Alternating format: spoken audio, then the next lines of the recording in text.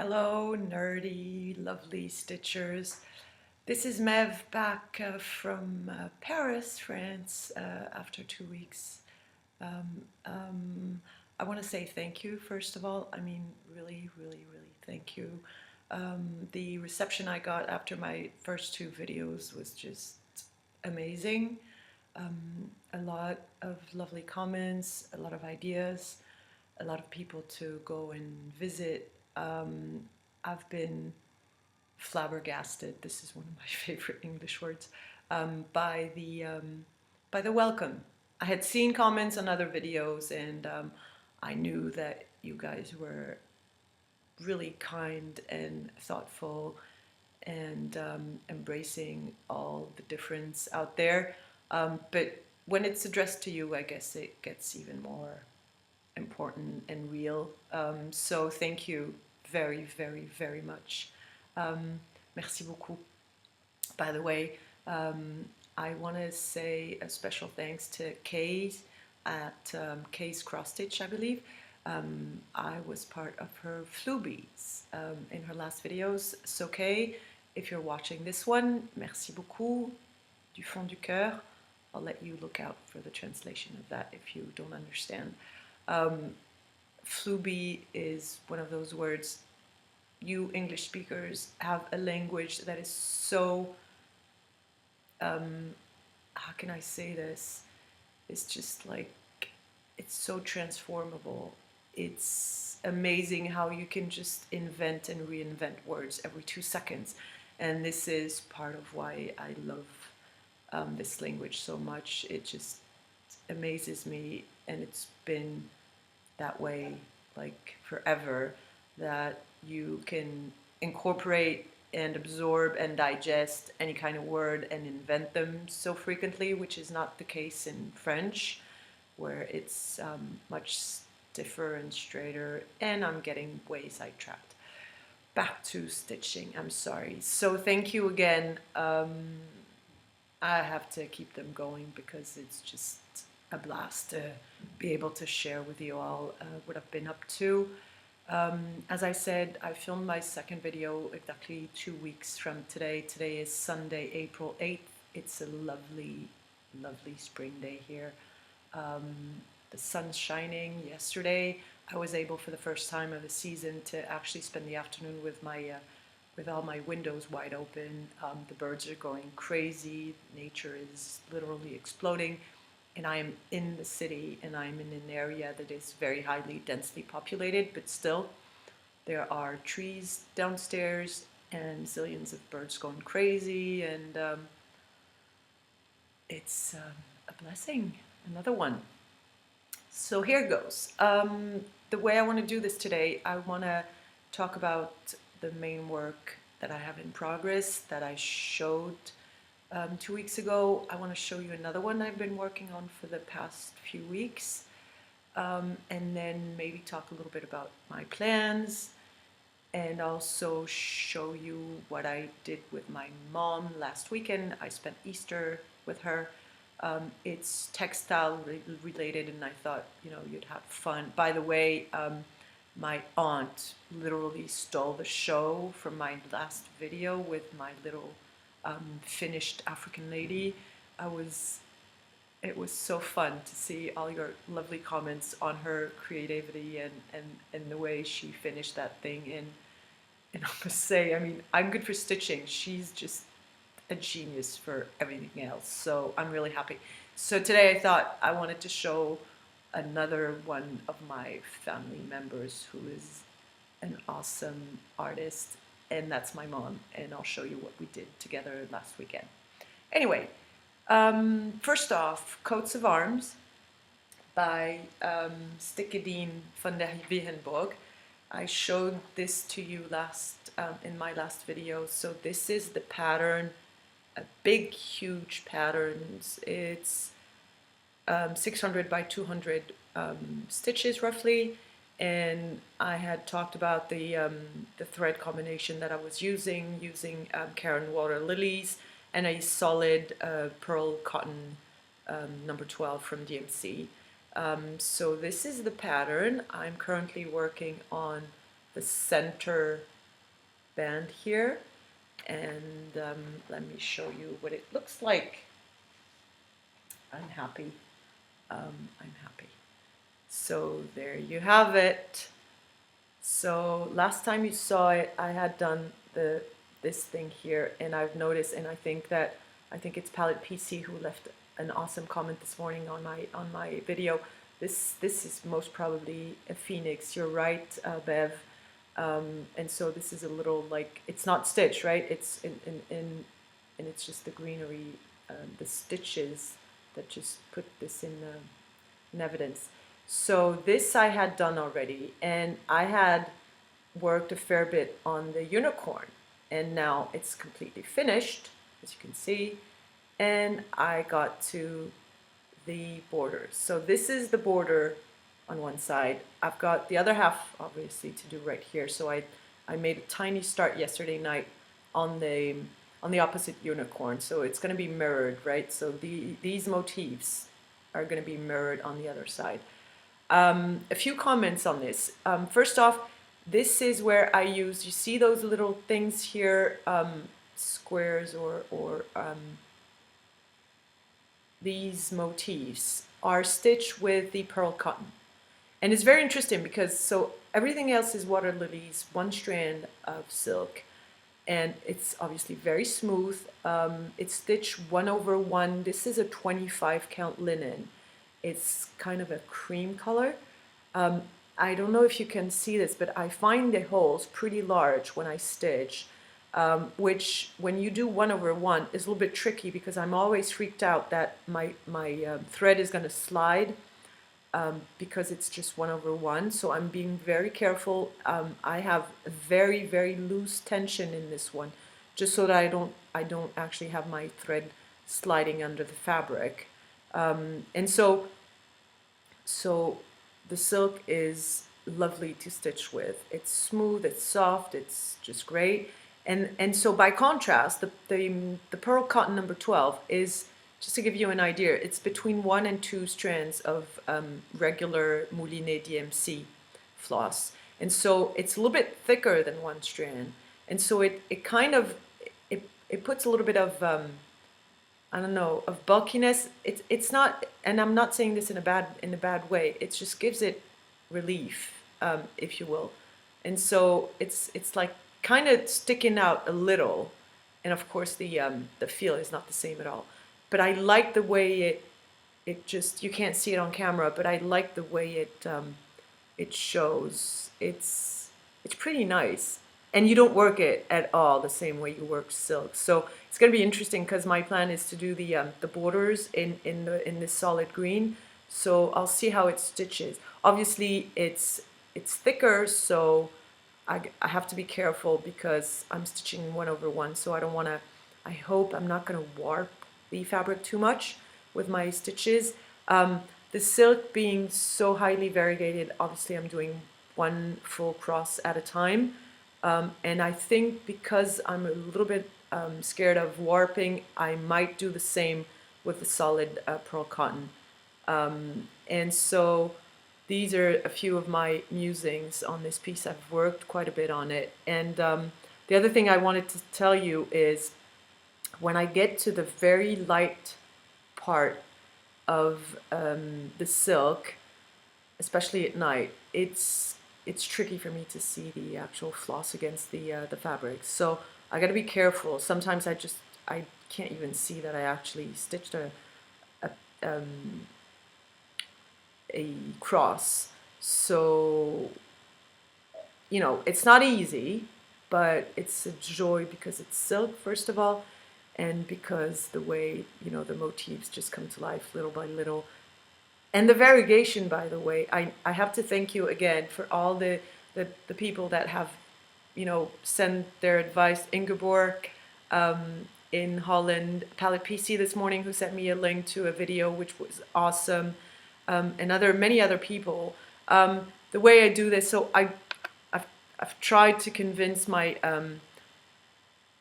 my obsessed brain that I couldn't control the variegation that much. I don't want to cut my thread right here, you know, at the correct spot and everything, but I'm still being a little bit careful or of when I change my floss, my thread on my needle, I'm just a little bit careful where I'm going. So it's half controlled, half don't give a hell kind of way of doing things, and I really think it's turning out pretty okay. I'm happy, and so this is on a hoop, obviously, as you can see, and I have a tiny floor, cheap floor stand, and so that I can stitch two-handed. So when I stop this at night, I just put it back anywhere, and I have a T-shirt actually just protecting the piece.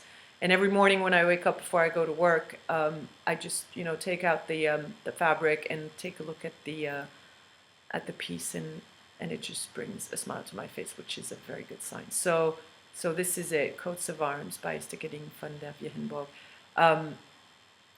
This is only half of one of the 14 or 15 bands. So I've got a long way to go, but I'm going there anyway. There you have it. Now I want to show you another work in progress that I've started before this. I stumbled, I don't know, thanks to whom, I'm sorry, it was a little bit too long ago, but I stumbled upon Fire Wing Designs. It's mainly awesome dragons and kind of that stuff. I know that, I think it's Jessie Marie at Jessie Marie Does Stuff. I think she's actually stitching 3 dragons to portray the dragons of Games of Thrones, I believe. I'm not good at this series, so forgive me if I'm saying something wrong, but I think, I'm sorry, she's chosen 3 different dragons that she's currently stitching, and they look awesome. And I found this designer, and this is Samurai by Fire Wings Designs. Forgive me, this is not the original pattern because I left it at work, so this morning I just really quickly pulled out a picture and printed it out. So this is this is Samurai. I hope, yeah, there you go. Let me see if I can show it in full. It's just minimal, it's beautiful, it's just, oh, I love it.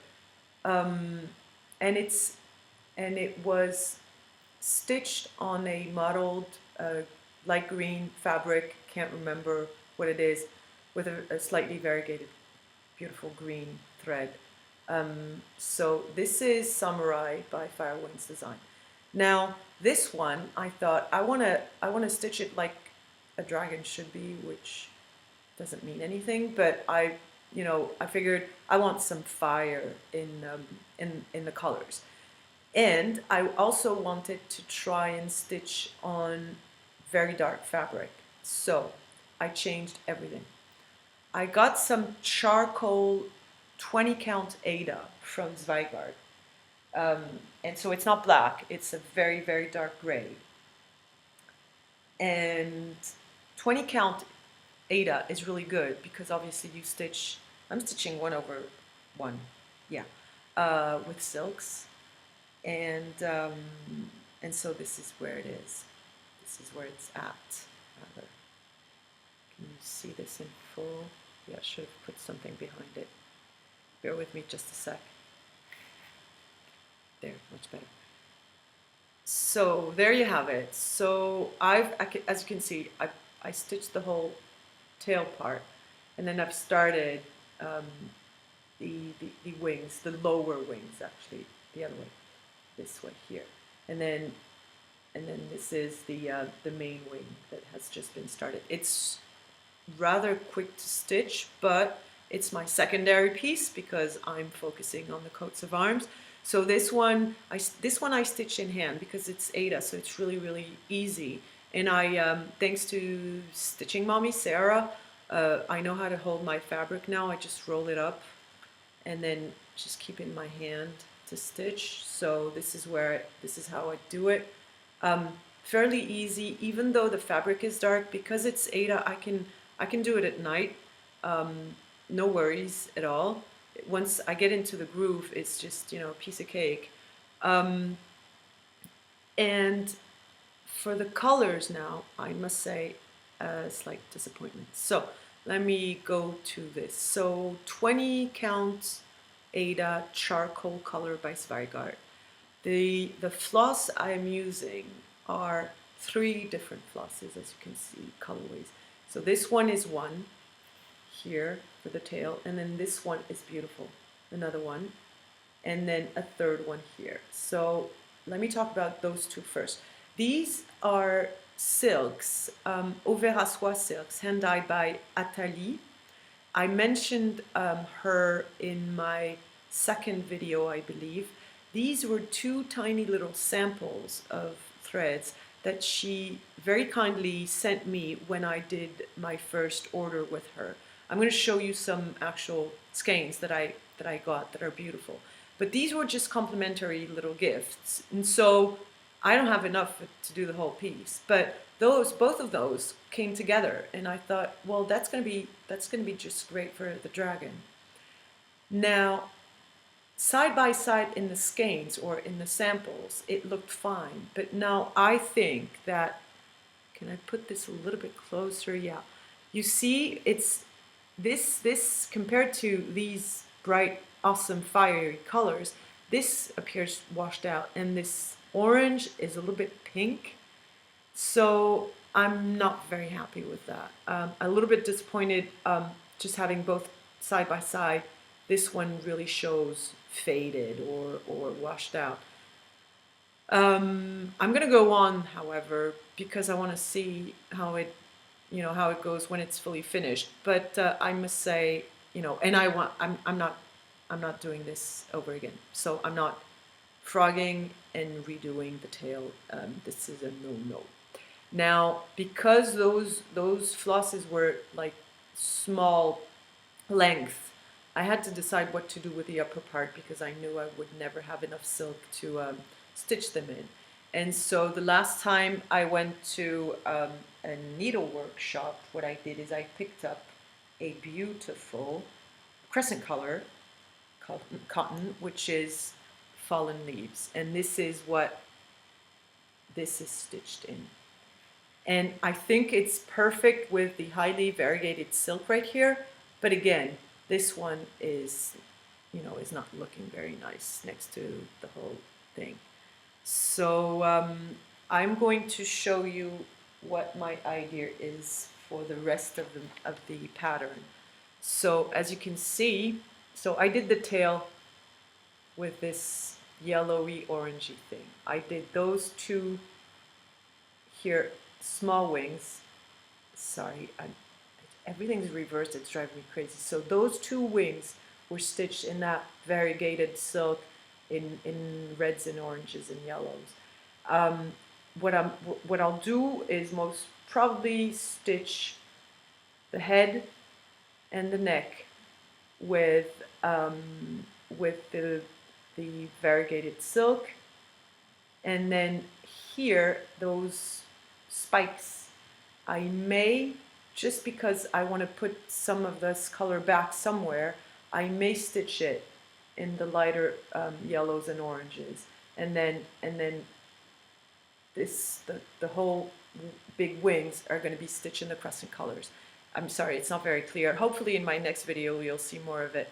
But I need to make sure that whatever I do, I blend 3 different colors better, so that this tail is kind of, you know, the color of the tail is put back in upwards. So I'm hoping it will show a little bit better, because at this point, again, I'm a bit disappointed by the contrast between the colorways. Although these 2 here look awesome, and this crescent colors, fallen leaves, as you can see, is just slightly variegated. It's very subtle, and I love it. It's really nice. So I don't want to tear it apart, right? And I want to finish it. So this is the Samurai Dragon by Fire Wings Design. This is that. Now, I mentioned in my second video how I cannot bear to work on a lot of different things at the same time. I am having a hard time letting the coats of arms go to work on another piece. The dragon is really cool because this one I can take with me anywhere. 3-4 weeks ago I had to leave my apartment to have my dad and my sister stay here, so I went to my aunt's for a couple of days, and so I had the dragon, and that's, I mean, it's easy, it's just, it takes absolutely no plate, like everything is in there, and you know, not much flosses, and just a piece of paper and my little piece of Ada. And same thing last week when I took the train to see my mom, a two-hour train ride, and that's, you know, that's really great because I can just stitch it anywhere, anytime.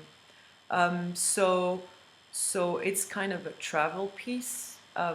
Obviously, I want to have this finished because until it's finished, I won't allow myself to start something else. And I've got something else. I've got 2 something else's.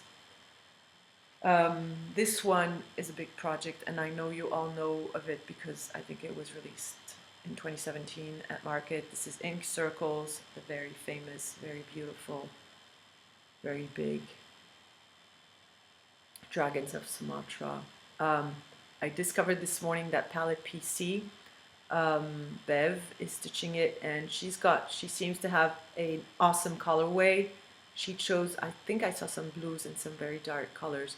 Bev, again, if you've got an update or if you want to show what the colorways you've chosen for the whole piece, please show it. I can't wait to see this. So this is Ink Circles, Dragons of Sumatra. This piece is stunning, and this is how I'm going to stitch it when I stitch it. So I'm using, now of course I have no idea what this is. This is Even Weave. It's slightly modeled. It's a post stitches, that's the way. This is a 25 or 28 count Lugana. You won't be able to see anything with the beautiful light. So, and it's slightly modeled, and I think it's called Sans or no. Oh man, I can't remember. I'm sorry. I'll put it in the description box below. No, it's not Sans or Dune or whatever. It's something else. Anyway, post stitches design. It's slightly modeled. It's a beige kind of color, and what I bought to stitch this, I wanted 2 different reds, variegated, and I don't know how I'm gonna go with motifs versus borders and everything, but these are Channel Art threads, and one is Buckeye Scarlet, the other one is Mana Red. So this is Buckeye, this is Mana Red, and I think it's going to be beautiful. This is it, and I can't wait to start this. This is beautiful. The pattern is beautiful. Everything's beautiful. So, and this, I'm going to stitch 1/1. Yes, I am. So this is Dragons of Sumatra. So that's one plan, and the other one is a sampler that you also all know. This is Plum Street Samplers, and it's Harvest Keeper. And gotta love this. I know you all know these patterns by heart. So there you go. Beehives, little bees, acorns. It's lovely. The only thing that I don't like in this pattern is the size of the flower on the lady's dress. It's too big for me. It doesn't make sense to have it so big. So I have a young colleague which does wonders with Photoshop and everything. And so what I did is I asked her to replace this huge flower by a smaller one, by this one. So what she did is basically she just removed on the pattern, removed this big flower and arranged it so this one is on the lady's skirts. and it works perfectly. So I have a pattern with one corrected page to have a smaller flower in the ladies' skirts. But other than that, I went crazy. I placed an order with 123 stitch, got the pattern, got all the called for threads, which are general arts. So I've got everything. I'm overexcited. So this is the palette, the color palette, and it's beautiful. Now for the fabric, that's just another story. So these are the flosses, and I think it calls for a neutral, let me see, I'm sorry, this is 35 count Confederate gray, and they advise you to stitch it 1/2. I have linen, indeed, but it's not 35 and it's not gray. This again, this is my my young colleague at work who transformed the pattern for me. One morning I just brought in the pattern, the threads, and the fabrics I had, and you know, we discussed how I should do this, and so she actually chose the fabric. I hope it's going to show. So this is 30 count linen, and I think, oh, I'm sure I'm gonna stitch it 1/1 again, and this is some kind of khaki green. Can you say khaki green? It's not gray. It looks gray, but it's not. It's green, and it's a bit dark. Excuse me. And this is how it's going to show, and I think it's going to be beautiful.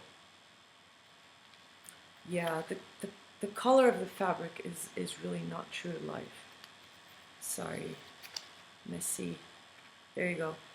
And I think it's going to be beautiful. So what we did is, so she chose this. We discussed along, you know, for long minutes, and then she said, okay, I'm going for this, and I think she's right, and I'm going to trust her instincts. She's way better at me for colors, and way better than me for colors and everything.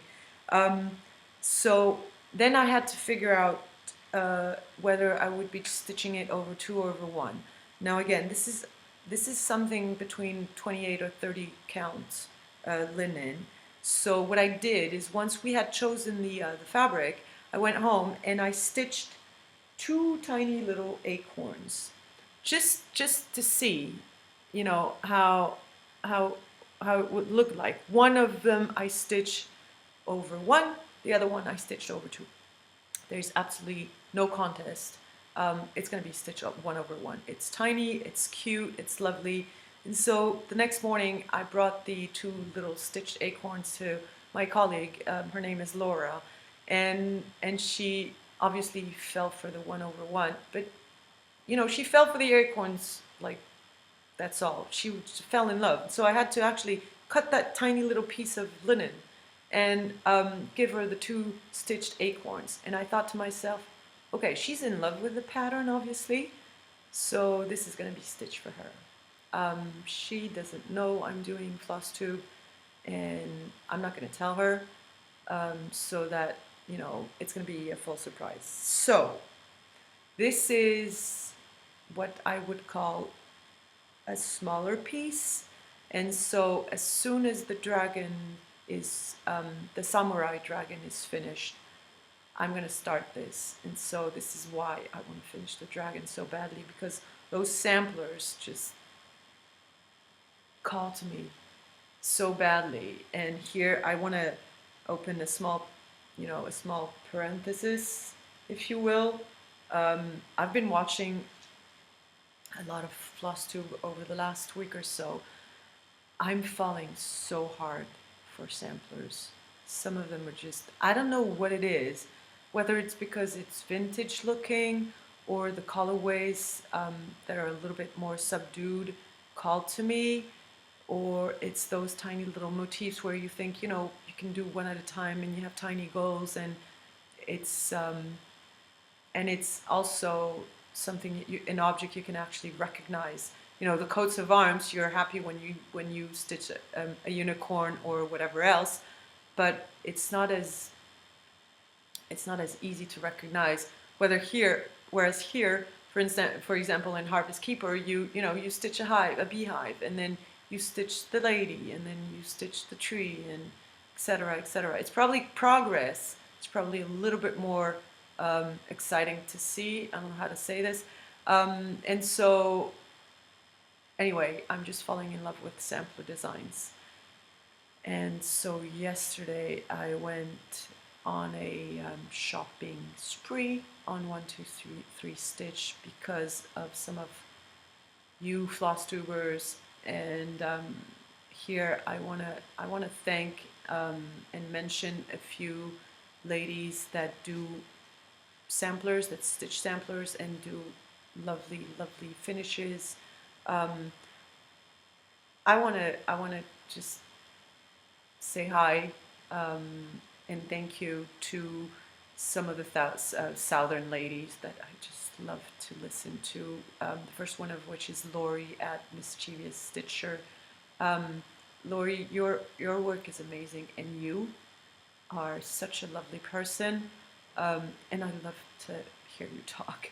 Another one is, sorry, I have to look at my notes here, is Marlene, I think, at Stitching by the Lake. I'm a sucker for different accents in English. I love it, and so obviously I'm having a blast. Another lady who is stitching beautiful samplers is Robin at Sampler Bird, and she has an able bee. Robin, this is all your fault. In my next video, hopefully when I get the stuff I ordered from 1-2-3 Stitch, you'll see what I mean. And I think there's also Kentucky Woman. I don't know if it's the full name. Anyways, all those ladies I'm mentioning, I will be sure to link to their YouTube channel, Flosstube channels, in the description box below, just so you can find them out. But all of these are well known by the community, and they're lovely ladies. And I just get, I spend hours actually listening to them. I don't look in my movies anymore, or I'm just Flosstubing all day, all nights. So yeah, so samplers, I've put an order for zillions of stuff actually that I will show you next time. I ordered from 1-2-3 Stitch because I couldn't find them on any European websites, so I spent money on, a lot of money on patterns, but obviously I'm also paying a good chunk on postage, obviously, because it has to come from way over there to here, but that's fine. You know, it took me, the bug is here and it's not leaving anytime soon, so this is it. So this was the stitchy update, and the plans and purchases I'll show you when I get them. I thought I would show you those silks from Atalie Soie, or Le Fil Atalie rather. So as I mentioned, these are Overa Soie that are hand dyed, and I just wanted to give you an idea of how beautiful they were. I hope it's going to show. Let me see if I can, I'm sorry, I'm going to grab a piece of paper and see if it works. This is Shiraz. It's pinks and, I don't know, in brownish tones, lovely variegation. So this is Shiraz. Oh, this is Bali. So these are yellows and oranges, soft yellows and oranges. And she uses like those exotic place names, and you travel just by looking at the silks, which is really awesome. This is Bilbao. So this is a mix of more earthy tones. It's greener than it shows here. There's greens and khakis and olive greens and a little bit of, yeah, this doesn't show well, this one here. And a little bit of brown. I want to show two more. This one I use for the Chatelaine Tiny Rose Mandala Garden, I believe. And yeah, this is probably the last. Oh no, in this one, Papite. So Bilbao is highly variegated between hot pinks and greens. The green doesn't want to show up. This looks gray when it's just vibrant green. Yeah, this won't do. And then the very last one is Papete, and these are again yellows and a little bit of gray and pinky oranges and beautiful. I encourage you to take a look. I think she does ship overseas, and the prices are amazing. These are Auvert à Soie silks again, regular skein, 6 or 12 stranded, and prices are amazing. So if you want to treat yourself with some silks, maybe you should go check her out. It's lovely. So this is the stitchy stuff. Now, as I said, last weekend I was at my mom's for Easter. My mother is an artist, mainly a textile artist. She, as a lot of young girls born in the early 50s, was taught how to be an accomplished, mom, housekeeper, whatever. So obviously, and she was brought up by her two grandmothers. So she learned how to embroider, how to stitch, how to sew, how to knit, how to everything by the time she was 10. But then she also grew rebel. She got married in 1972. She was a hippie, a dangerous leftist, I guess, and she was very much attracted to everything different, everything creative, but she never left the world of fabrics and stitching and everything. And so, as an illustration of how her mind works, for her wedding, what she did is she pulled out a thick cotton night shift that belonged to her mother, and this was her wedding dress. And so just a night shift in I think it was probably cotton and linen, really thick. And in order not to be in a nightgown for her marriage, for her wedding, she embroidered a series of flowers here on the collar line, and this was her wedding dress. I mean, anyway, the 70s, just an awesome moment. And so she and when we were little, she would sew some clothes for us, and then we moved to the U.S. 1983, my dad, for his work, accepted a position in Boston, Massachusetts, and so he took his wife and his 3 little girls to the U.S. And my mom at that time didn't work, and the first thing some ladies mentioned to her when she arrived is they told her, listen, if you want to understand something about the United States, either you get interested in jazz or patchwork.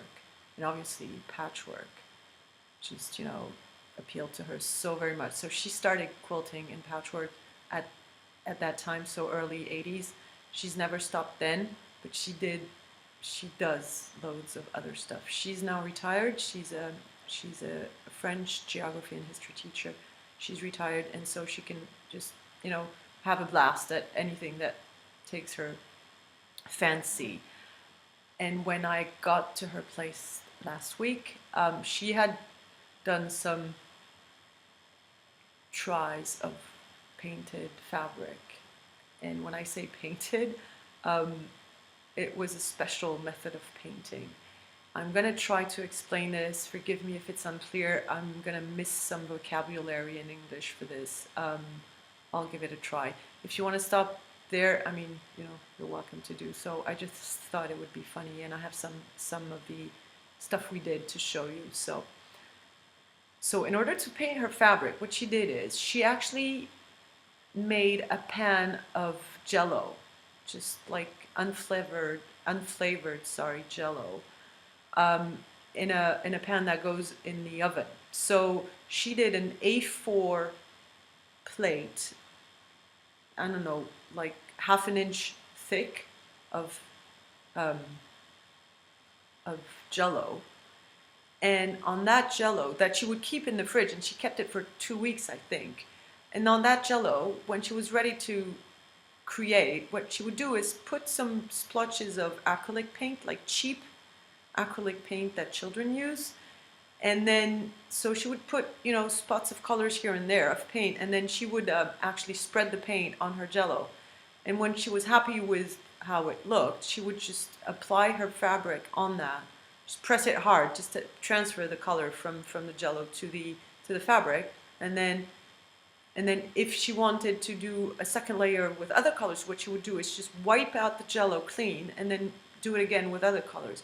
And then she would also either like put on her painted Jello, put some tiny bits of papers to do some, what we call in French, reserve. I don't know if that's the correct English term, but basically if you want your, you know, your fabric not to be painted or stamped with color, what you do is just put some stuff that will be between the color and the fabric. So she would grab, like, she would cut tiny pieces of paper, or she would put leaves, you know, flowers, whatever, just to have an imprint of that on her fabric. And then she'd wipe it clean, do it again, and so she could put layers and layers of paints on her fabric, and then just let it dry, and then she'll use it for whatever she wants to use it for.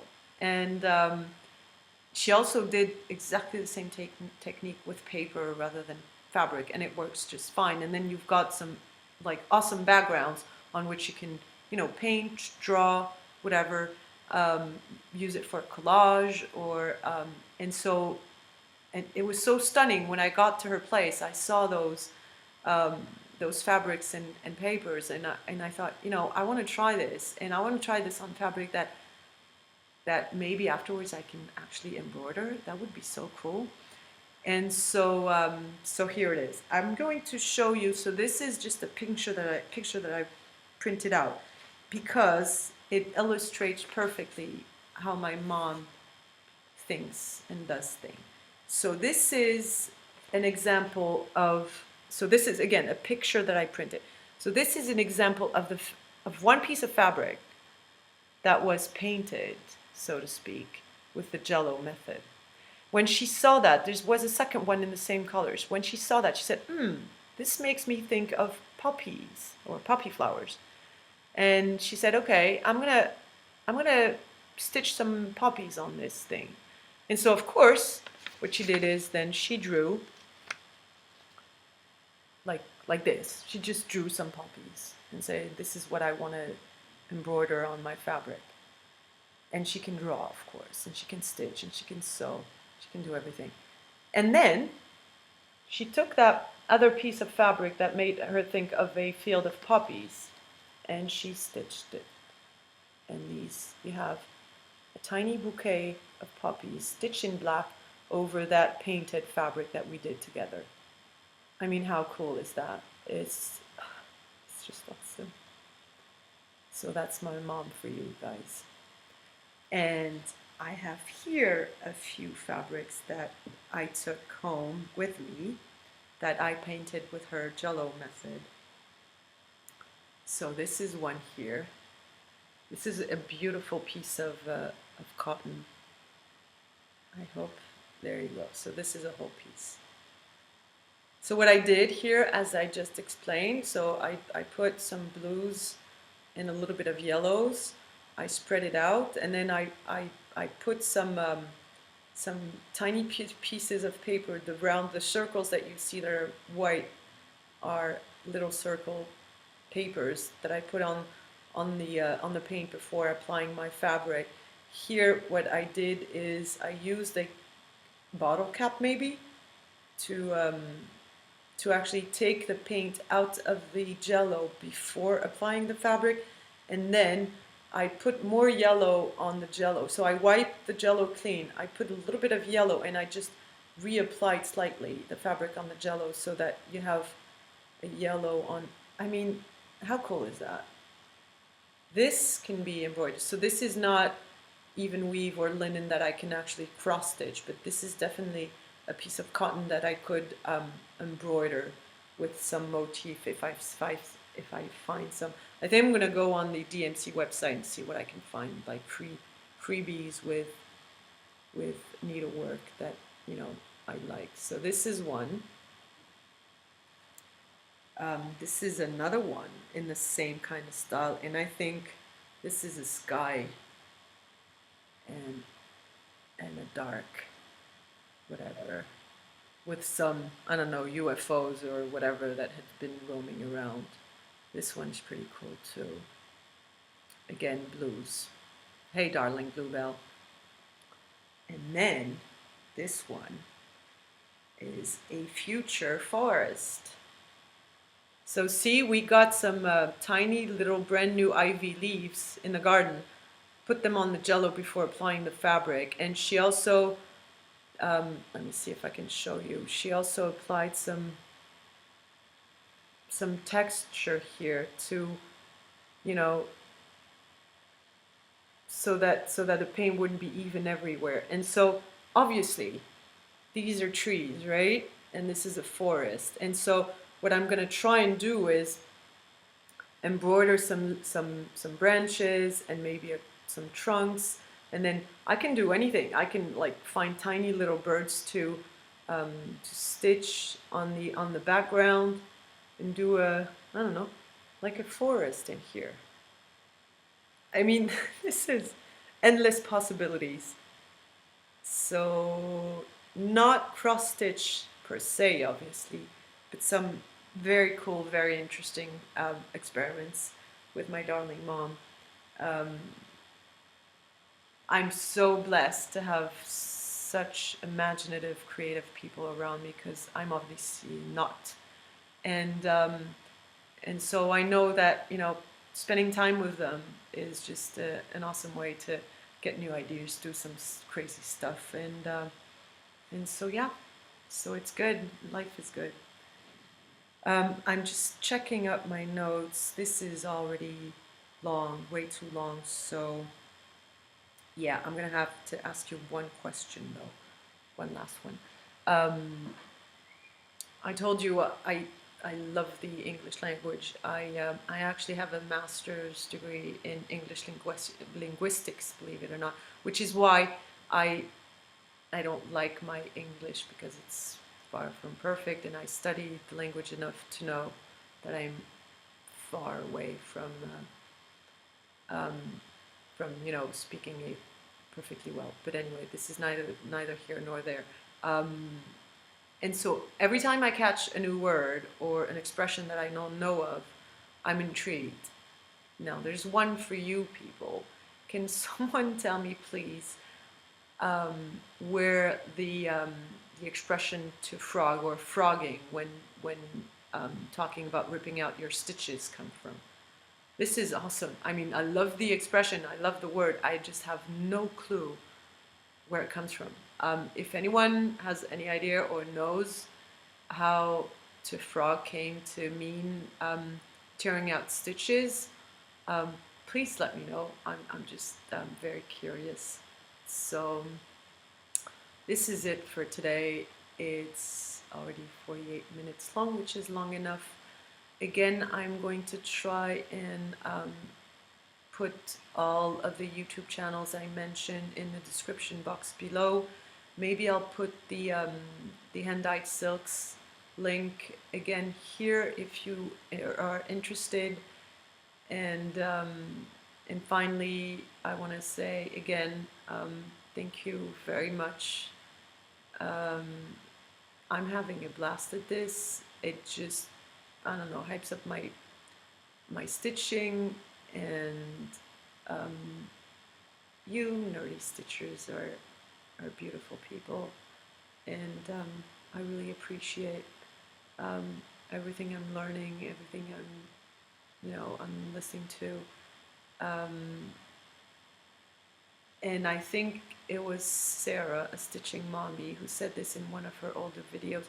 She says, when I talk about the options I have, or the questions I can't answer, or the dilemmas I you know, I'm in front of when stitching and I express them in front of the camera on a Flosstube video, it just helps me so much actually make a decision or try to come up with an idea or a solution. Just the fact of talking to you guys is where I'm going, is a joy to, you know, live a little bit more of the stitching than the stitching itself. So I'm grateful, I'm happy, and I want to thank you all very, very much. Stitch well, be kind.